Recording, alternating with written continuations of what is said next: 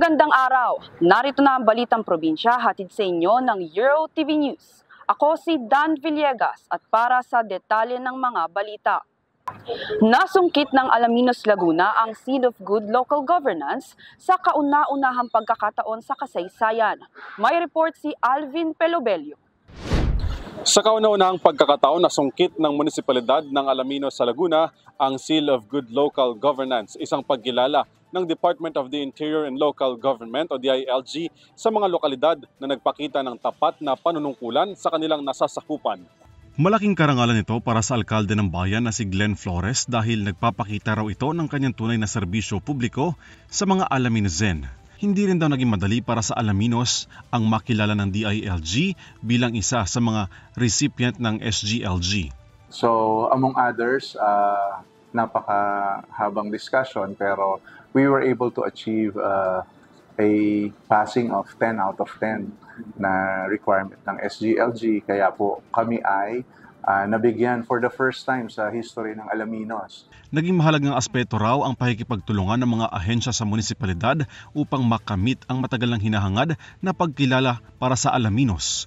Kabilang narito ang transparency, accountability, disaster preparedness, peace and order at iba pang aspeto na siyang sumasalamin sa tapat na panunungkulan ng kasalukuyang administrasyon ng naturang munisipalidad. Even without yung mga awards na and recognition, meron na actually naka-line up na, may mga plano na. Kasi I think yun yung importante meron kang vision, meron kang plano, and at the same time, meron kang nang ginagawa para ma-achieve yun.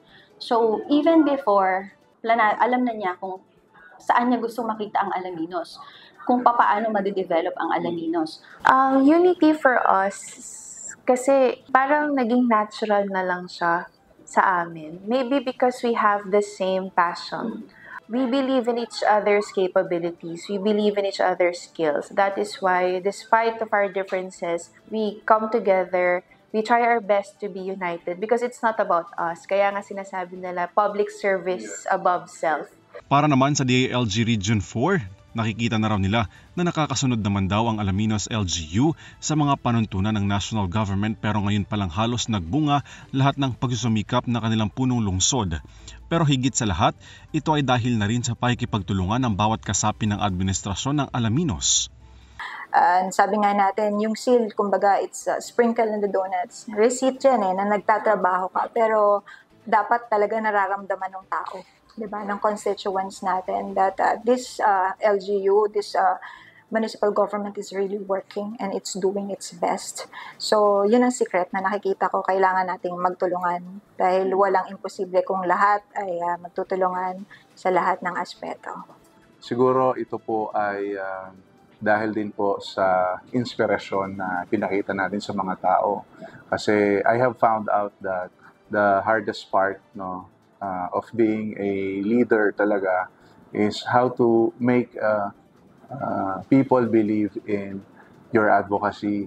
Kasi para sa akin, the most important thing is to change the landscape of politics sa Alaminos. And the only way to do that is to change the mindset of the people on how they look and how they see governance. Pero kailangan laging may unity. Laging, kumbaga, kailangan mo yung suporta ng isa't isa. Because you cannot function na mag-isa lang. Kailangan talaga solid kayo na ito yung common na gusto nyong gawin talaga. Gusto nyo ma-improve kung paano kayo magserbisyo sa mga tao, sa mga taga-Alaminos. Samantala sa mahigit 2 magkakasunod na taon, malaki rin ang inilago ng ekonomiya ng Alaminos. Katunayan sa datos ng lokal na pamahalaan, lumobo sa 150% ang itinaas ng ekonomiya ng bayan. Halos triple ang inilago nito kumpara sa 42 million pesos na target raw ng lokal na pamahalaan noong taong 2021. Kaya naman mula sa pagiging third-class municipality, kabilang na ngayon sa first-class municipality ang Alaminos, Laguna. Bunga raw ito ng pagsusumikap ng alkalde ng bayan pagdating sa pagpapanatili ng mga government projects na nakapag-generate ng income para sa buong munisipalidad. Now, so compared to the first year, nag-grow kami ng more than 150%. But the biggest challenge sa amin, kasi yung economic growth is something na pwede namin gawin locally. So kung hindi namin nag-grow yung local economy namin, ay hindi magiging first-class municipality ang bayan ng Alaminos. Kung sa nakaraang mga taon, isang challenge man kung may tuturing sa mga taga-Alaminos ang masungkit ang SGLG at pagiging first-class municipality. Inspirasyon na raw ito sa nakakarami ng mga Alaminozen upang patuloy na maibigay ang nararapat na serbisyo sa kanilang nasasakupan. Gayun din ang nararapat na pagiging public servant sa bawat leader ng departamento pero higit sa lahat ng punong bayan ng Alaminos. Na kung inspiration nyo na kaya pala ng Alaminos. Being before third class, tapos ngayon na first class na, tapos naging SGLG awardee pa. So, inspiration nyo, I think, for all. No, ang isa din is yung balanced development namin. Ibig sabihin, based on our plans, no, ay hindi lang basta magkaroon ng economic development. On top of this is balance between development and protection of the environment. May mga iba pang pagkilala na natanggap ang bayan ng Alaminos mula sa Bureau of Fire and Protection at iba pang mga prestigious award-giving body.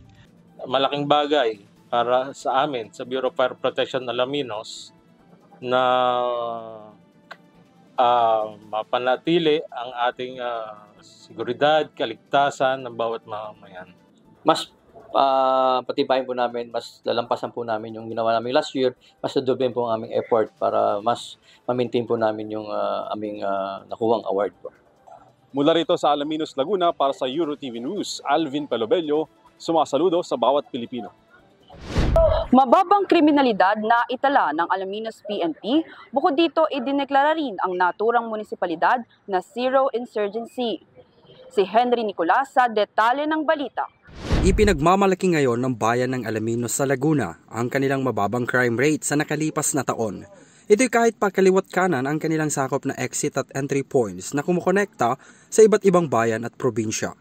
Sabi ng Alaminos PNP, bunga ito ng kanilang tuloy-tuloy na pagsisikap at pakikipagtulungan sa bawat komunidad. Ayon kay Police Major Abelardo Harabejo, ang Chief of Police ng Alaminos, bagamat may mga krimen na naitala sa bayan gaya na lamang ng 8 focus crime, kaagad itong naaksyonan at nakasuhan na ang mga dapat kasuhan. Nung last year, nung December 31, masasabi ko na ang bayan ng Alaminos ay generally peaceful talaga. So dahil 6 lang ang napatala na 8 focus crime. Dahil kagandahan doon, talagang na-maintain po natin ang peaceful po dito. So mga petty crimes lang yung nangyari, pero naagad naman natin nagawa ng solusyon. Tiniyakan niya na ang kanilang puwersa na hindi magkakaroon ng pagkakataon ang mga may balak na gumawa ng kalokohan sa kanilang bayan sa pamamagitan ng 24/7 na pagpapatrolya. Kasunod ng pagsisikap ng Alaminos PNP dito sa Laguna, naibaba na lamang sa halos 6 ang naitatalang krimen sa nakalipas na taon. Yan ay ang 8 focus crime at petty crimes. Indikasyon raw ito ng kanilang tuloy-tuloy na pagpapatrolya at police visibility sa bawat komunidad. Magawa sila ng krimen. Number 1 yun. Para syempre ang suspect, may motive po yan eh. May gusto anytime kumuha ng krimen. Pero pag nandun ang kapulisan, deter yun eh, matatanggal po yun. So, opportunity kailangan natin tanggalin. So, yun lagi ang sinasabi ko po sa every time ako nagbibisita sa barangay.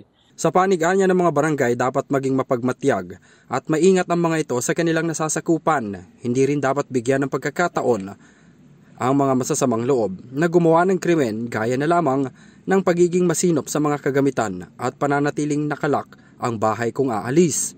Bukod sa mababang crime rate, idineklara rin ang bayan ng Alaminos bilang Stable Internal Peace and Security o SIPS. Ibig sabihin, zero insurgency na, base na rin sa deklarasyon ng Armed Forces of the Philippines o AFP. Samantala, bukod sa pagkakaroon ng bagong police station, humihiling rin ang lokal na pamahalaan ng mga karagdagang uniform personnel para mas mapalaki pa at mapagting ang kanilang pagpapatrolya lalo na't first-class municipality na ang Alaminos mula sa dating third-class municipality nito. Ayon sa alkalde ng bayan na si Glenn Pamplona Flores, isa sa mga pangunahing dahilan ng pagiging tahimik ng kanilang bayan ay ang ugnayan mismo ng kanyang opisina at PNP. Gaya na lamang ng pagbibigay ng 2 mobile patrol na makakatulong para sa pagroronda nila.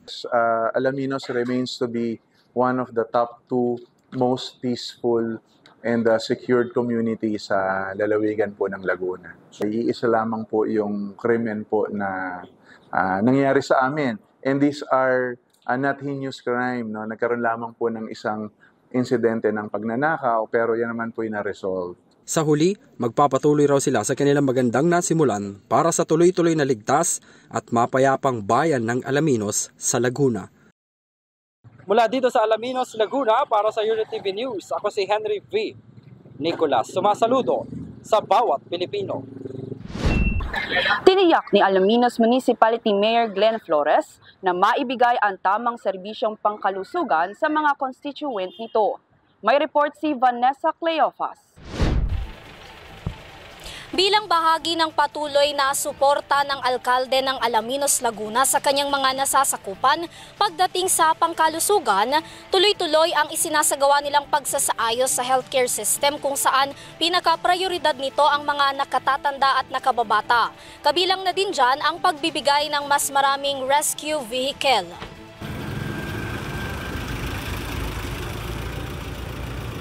Sa maraming panahon na lumipas, malaki na raw ang pinagbago ng Alaminos pagdating sa kanilang serbisyong medikal na isinasagawa.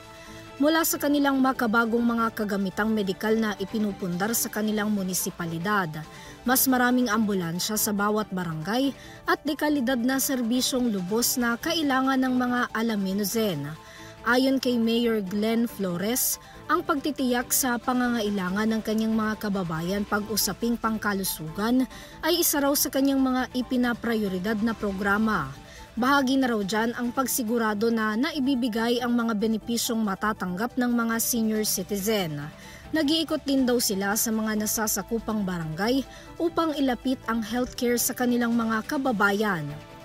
So every month ay kami po ay umiikot, no, para sila po ay ma-check up, para sila po ay pero hindi naman exclusive sa kanila. Lahat pa din po ng aming kababayan. Kung pumunta po kami sa barangay, para sila po ay ma-check up, may doctors po kami para po sila mabigyan ng kaukulang gamot, at in partnership po with the private sector, nabibigyan din po namin sila ng mga libreng mga laboratory services. No, kasi hindi ho pwedeng gamutin ang isang pasyente kung wala tayong medical history.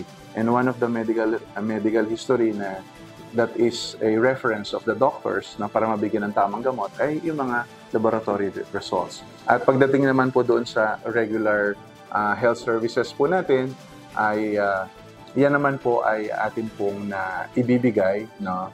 And we are trying also to maximize our communication and coordination with other agencies and other personalities like. Tuloy-tuloy din daw ang kanilang pakikipag-ugnayan at koordinasyon sa iba't ibang opisyal ng pamahalaan upang kanilang maging katuwang sa paghahatid ng serbisyong medikal, kung saan kailan lang nakaagapay nila sa pagbibigay ng tulong ang opisina ni Senator Francis Tolentino para sa pagbibigay ng libreng check-up, mga gamot, wheelchair at iba pa sa mga senior citizen.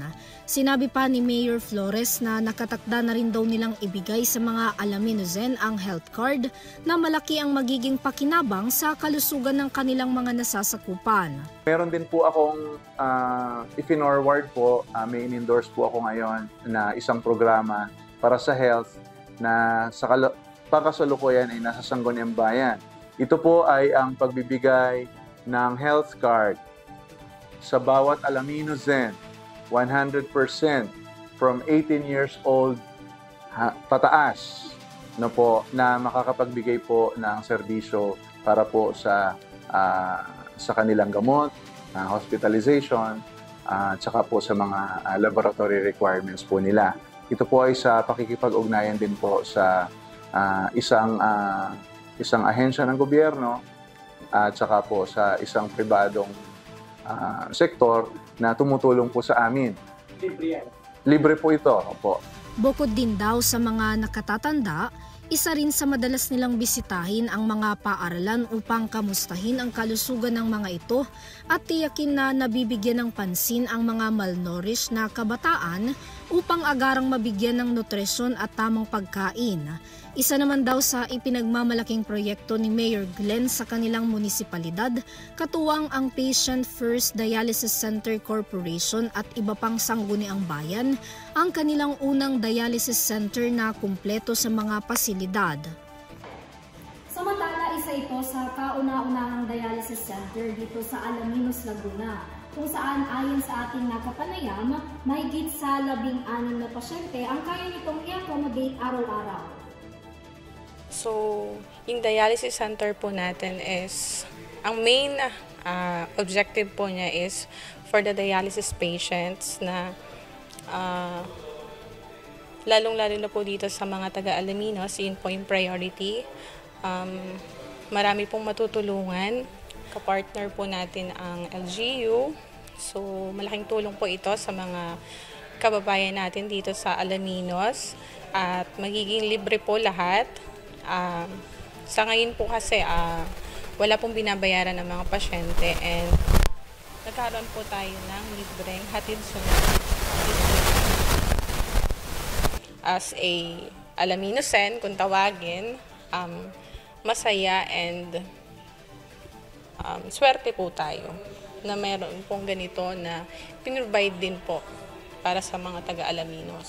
Isa naman si Tatay Antonio sa mga natulungan ni Mayor Glenn na makakitang muli at bumalik sa normal nitong pamumuhay matapos ang 1 taon. Ang aking araw ay gabi din. Wala akong makita. 1 taon, mahigit. Ako'y magpasalamat kay Mayor dahil ako'y natulungan niya. Ngayon ay ako'y maliwanag ng paningin ko. Maraming salamat kay Mayor. Sa kabilang banda, tuloy-tuloy pa rin ang pagpupundar ng munisipalidad ng mga rescue vehicles sa pangunguna ng kanilang alkalde na mabilis na re-responde sa mga pasyenteng mangangailangan ng medikal na atensyon, gayon din sa iba't iba pang mga sakuna at hindi inaasahang pangyayari.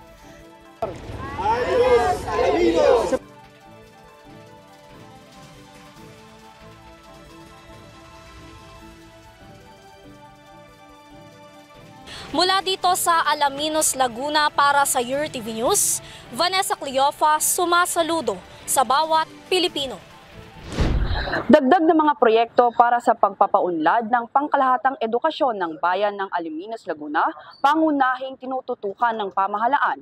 Tunghayan ang detalye sa report ni Ella Corazon. Pangunahin sa mga tinututukan ni Mayor Glenn Flores ng Alaminos, Laguna ang edukasyon sa kanilang bayan. Kaya naman daw tinitiyak nito na natutugunan ang lahat ng mga pangangailangan ng mga estudyante para sa kanilang pag-aaral. Tiniyak ni Mayor Glenn Flores ng Alaminos, Laguna na patuloy nilang ipatutupad sa kanilang bayan ang dekalidad ng edukasyon para sa mga mag-aaral habang siya ang alkalde ng Alaminos. Sa kanyang talumpati, ibinahagi nito na ang kanyang unang naging programa na may kinalaman sa pagpapabuti ng edukasyong sektor ng munisipalidad. Ang ating unang programa ay kasama natin ang mga bata. Ibinahagi rin ni Mayor Glenn na ang edukasyon ay nagsisilbing pundasyon ng mas maayos na kinabukasan para sa lahat ng kabataan upang maging magandang ehemplo sa bayan. Dagdag pa nito, gagawin niya ang lahat upang maging abot kamay ang edukasyon sa bawat kabataan sa Alaminos sa ilalim ng kanyang administrasyon. Kabilang sa kanyang proyekto ang pagbibigay ng libreng mga gamot para sa mga bata lalo na sa mga estudyante. Kapag tayo nag-aaral, pag nagtrabaho naman tayo, hindi naman natin nagagamit yung ating pinag-aralan, literally. No? More than 90% sabihin, nag-aaral ka ng geometry, nag-aaral ka ng statistics, pero hindi naman natin nagagamit. Pero sabi niya, bakit ako nag-aaral? At bakit mahalaga ang pag-aaral? Dahil doon po, hindi man natin nagagamit or hindi man natin na-encounter yung mga problem solving natin sa ating eskwelahan, sa ating pagtatrabaho, but the manner of solving the problem is what makes us a better and a successful person. Kung paano natin nire-research, kung paano natin pinagsusumikapan na isolve yung mga problema ang naghuhubog sa atin kung sino tayo ngayon.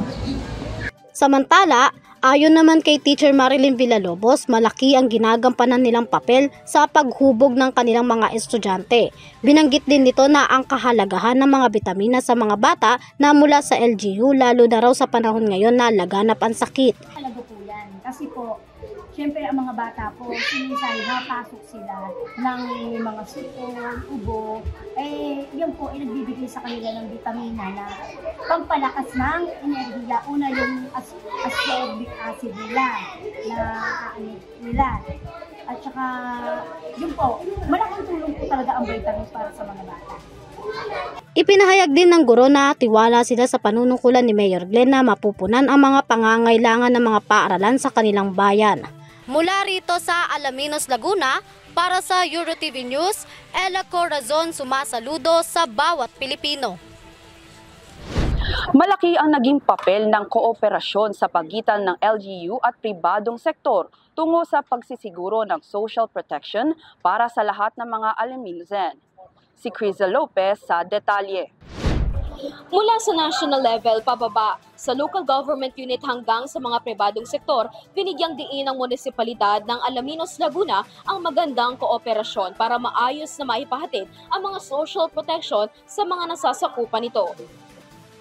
Sa ilalim ng administrasyon ni Alaminos Laguna Mayor Glenn Flores, tinututukan niya ang capacity development ng mga manggagawa sa loob ng Municipal Social Welfare and Development Office ng lokal na pamahalaan. Paliwanag niya na unti-unti niyang pinupuno ang opisina ng MSWDO ng mga empleyado na may sapat na kakayahan na gumamit ng mga bagong sistema, kagaya na lamang ng mga paggamit ng new technology, communications, and recording.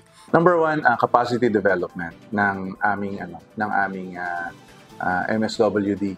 I am slowly injecting people who would be able and who are capable of utilizing new system like enhancement and use of technology, communication, recording, and everything.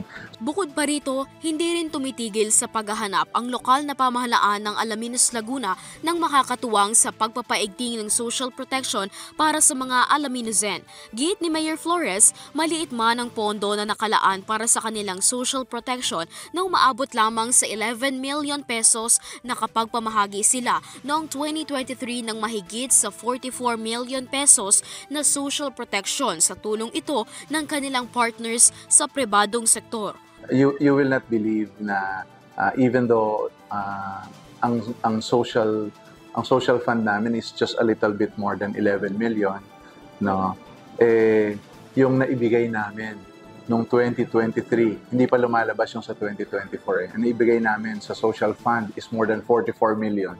This is being given to us for free by the private sector. Ayon sa alkalde, mahalaga sa pakikipagtulungan sa pribadong sektor ang pagiging tapat sa serbisyo at lahat ng tulong para sa mamamayan ay direktang naibibigay sa lubos na nangangailangan. The reason for the government to exist is for the community. Okay? And the purpose of the government is to manage the community. So as long as the community understands that the leadership of the government is not for any personal or political reason, it is not very hard to convince them. Kailangan makita sa atin. Sa tulungan ng pribadong sektor, bukod sa programa ng gobyerno, nakapaglulunsad ang lokal na pamahalaan ni Mayor Flores ng mga libreng major operation katulad ng eye operation, partikular ang cataract operations, myoma at heart operations. Mga programa, social programs na hindi namin magagawa kung aasa lang kami sa pondo ng gobyerno. Samantala, tiniyak ni Mayor Flores na lahat ng programa na para sa pagpapabuti ng kalagayan ng kanyang nasasakupan ay dumadaan sa maayos at tamang proseso.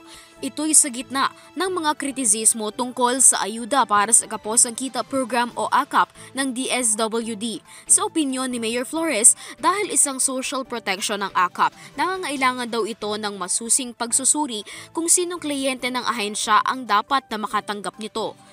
Pagdating ho kasi sa AKAP, that is a social program. And social program, dapat yan po ay binibigyan natin ng kaukulang evaluation kung sino ang magre-receive. At ang gumagawa po niyan, ng evaluation niyan, ay ang MSWDO. Ngunit sa ilalim ng kanyang administrasyon, tiniyak niya na lahat ng dumadating sa kanila na programa ng gobyerno ay naibibigay at dumadaan sa pagsusuri ng mga social workers. No, pero ang sinisigurado ko lamang po, kapag po itong mga tupad, akap na ito ay dumaan sa aking opisina na ibibigay po namin sa tamang mga mamamayan ng aming bayan. Paliwanag ni Alaminos MSWDO Head Giselle Oblina, para sa maayos na pamamahagi ng tulong dumadaan muna sa bawat barangay na nagpapatunay na isang indigent o qualified na makatanggap ng social services ang isang pamilya. Una ay dadaan sa barangay na kinakailangan ay maayos, kinakailangan totally sila ay indigent, and after nun ay sa daycare worker para din ma-monitor na ito ba talaga ay qualified na mapasama sa mga social services ng MSWD. Bukod sa iba pang programa ng gobyerno, tinututukan din daw ng Alaminos ang pagbibigay ng educational assistance o scholarships, feeding program para sa mga daycare at contest na nakatutulong sa pag-develop ng skills ng mga bata. Pinaka-priority sa ngayon ay yung sa scholar, municipal scholar. So meron nga tayo dito 1,012 na beneficiary na estudyante na binigyan nila ng scholarship na merong 4,000 per sem. Pagdating sa ganoong bagay ay mas mai-enhance pa sa murang edad, sa murang edad ay mai-enhance na nila yung kanilang skills, andun na yung confidence. Kumpiyansa si Mayor Flores na marami pang iuunlad ang Alaminos Laguna sa tulong ng national government at pribadong sektor.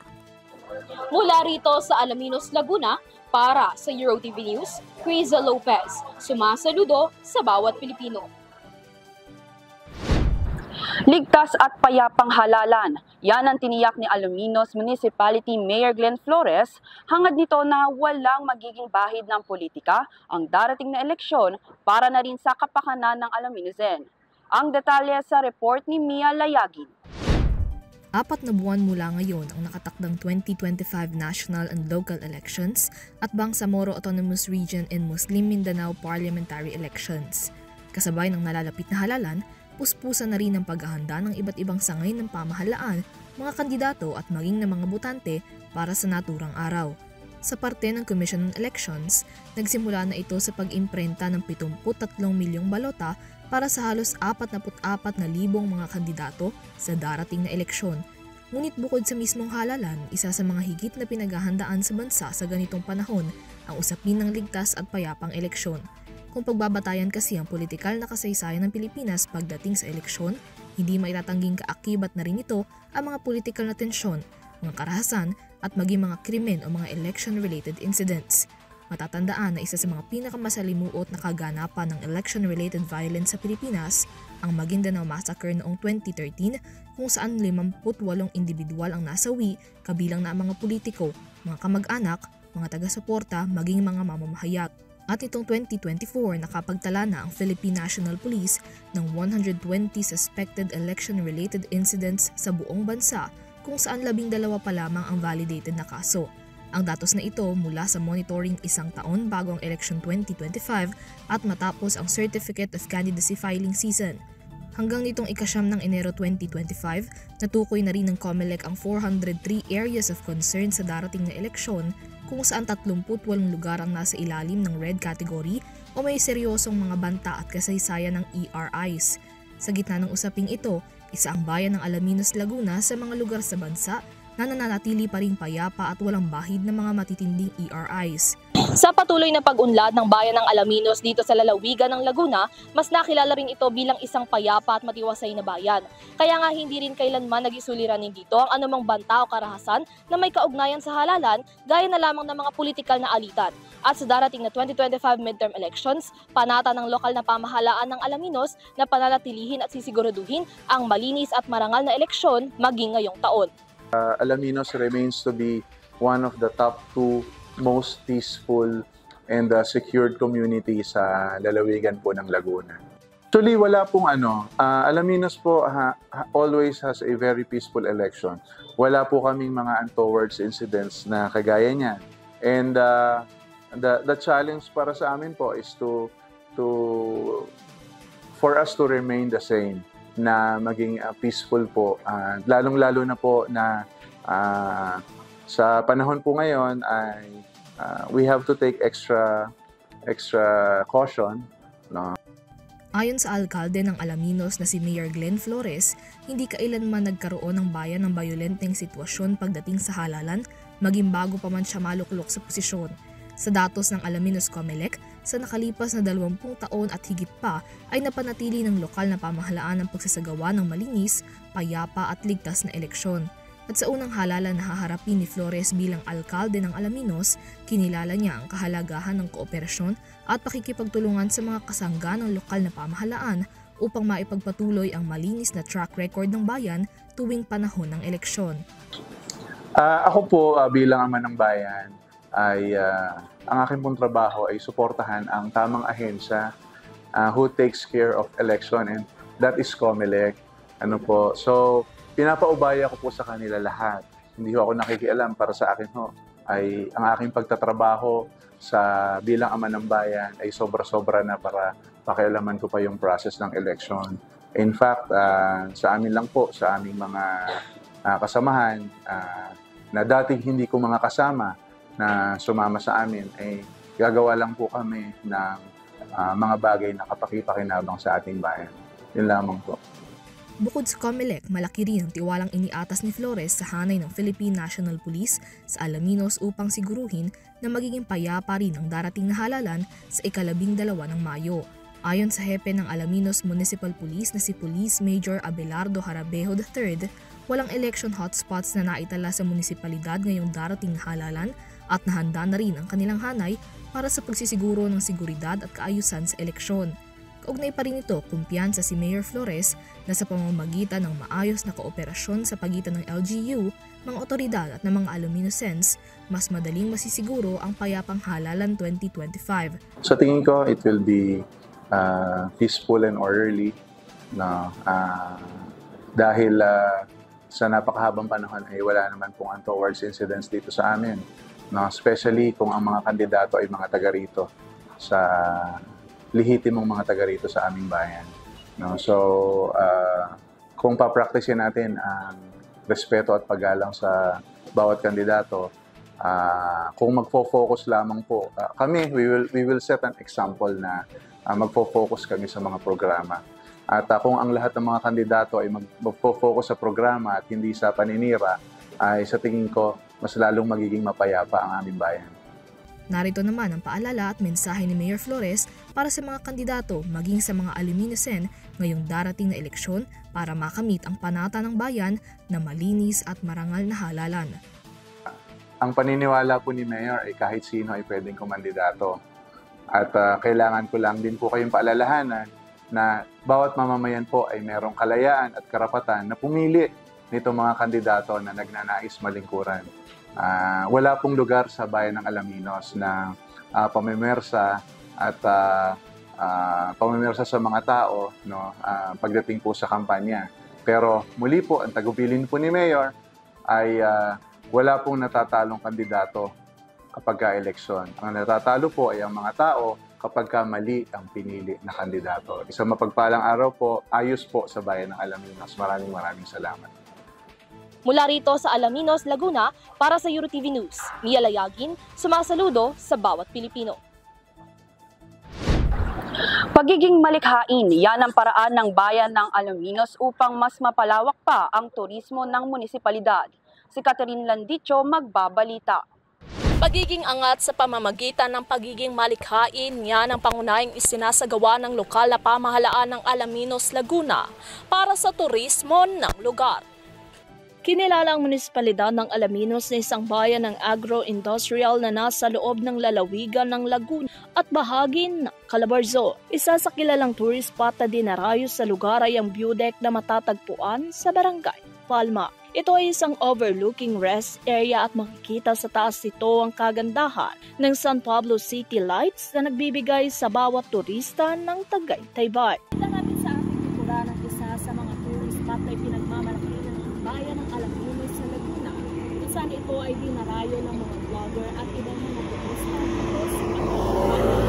Ngunit sa kabila nito ay kinakailangan pa rin daw na maging malikhain ng bayan para mas mapayabong pa ang kanilang turismo. Ito ang kanilang paraan upang mas maging angat ang turismo ng Alaminos sa iba't ibang dako ng bansa. Pangunahin daw kasi sa nais tutukan ni Alaminos Laguna Mayor Glenn Flores ang agri-ecotourism ng bayan kung saan marami sa kanyang programang inilatag ang makakabuti di lang sa pag-unlad ng bayan kundi pati na rin sa mga taong naninirahan dito.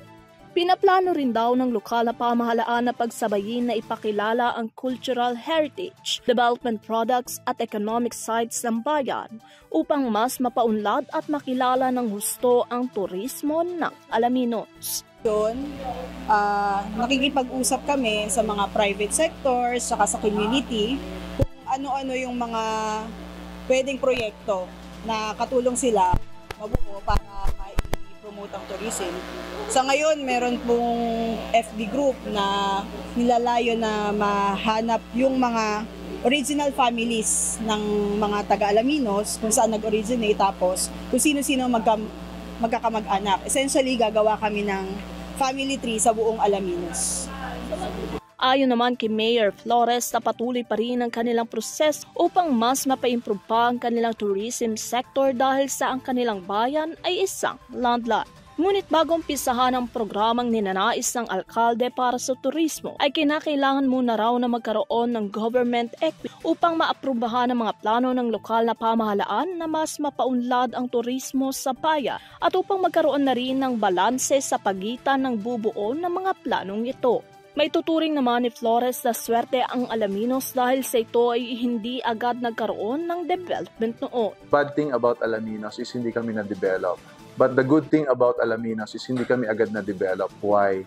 No, ngayon, na-i-execute namin yung development namin in line with the proper plans and programs that allows us to implement the right specifications of development.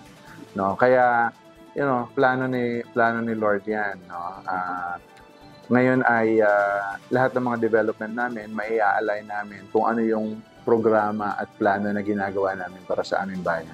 Sa kabila ng maraming plano para mas mapaunlad ang turismo ng bayan, ay isa naman sa ipinagmamalaki nila ang kanilang kapistahan na Coramblan na ang ibig sabihin ay Coconut Rambutan Lanzones na isang pagdiriwang ng masaganang ani at masayang kultura ng maliit na bayan ng Alaminos. Yung abundant na prutas sa amin, kagaya ng coconut, rambutan at lanzones.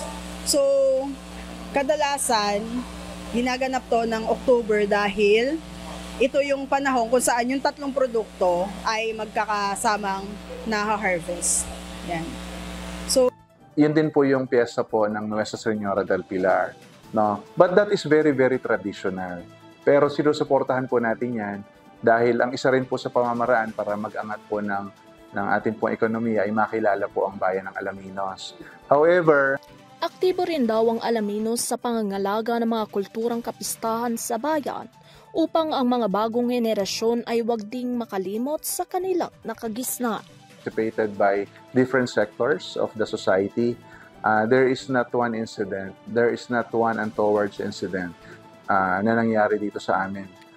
And yan po siguro ay dahil din po sa pagtitiwala at respeto ng mga mamamayan sa programa na ating isinasagawa dito sa bayan ng Alaminos. Malaki din umanong na itutulong ng kanilang kapistahan sa pagpapaunlad at ekonomiya ng Alaminos. Ito, siyempre, unang-una ay yung dagdag po ng kita ng mga mamumuhunan kasi po ay siyempre kami po ay ngayon ay inaabot na noong from third class ay naging first class. Ibig sabihin po, malaki ang naiambag noong mga lokal na mamumuhunan at saka yung mga tumatangkilik ng produkto. Pamamagitan po ng pakipag-ugnayan po ng Sangguniang Bayan sa Tourism Office at paglalatag po ng mga programa na makakahikayat sa ating po mga lokal at saka mga turista galing sa labas para po mag-boost yung economy at ma-promote din po yung mga produktong meron po dito sa aming bayan.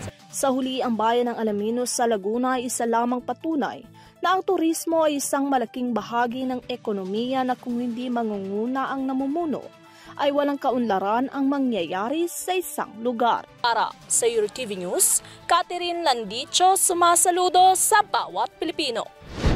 At yan ang mga balitang aming nakalap mula Luzon, Visayas at Mindanao. Para sa iba pang impormasyon at balita, bisitahin lamang kami sa aming official website, eurotvph.com. Maaari nyo na rin mapanood ang balitang probinsya at iba pang programa ng EuroTV News sa Pinoy Extreme Channel. Mula dito sa Alaminos, Laguna, ako po si Dan Villegas. Para sa tapat at patas na pagbabalita, ito ang EuroTV Balitang Probinsya Special Coverage. Sumasaludo sa bawat Pilipino.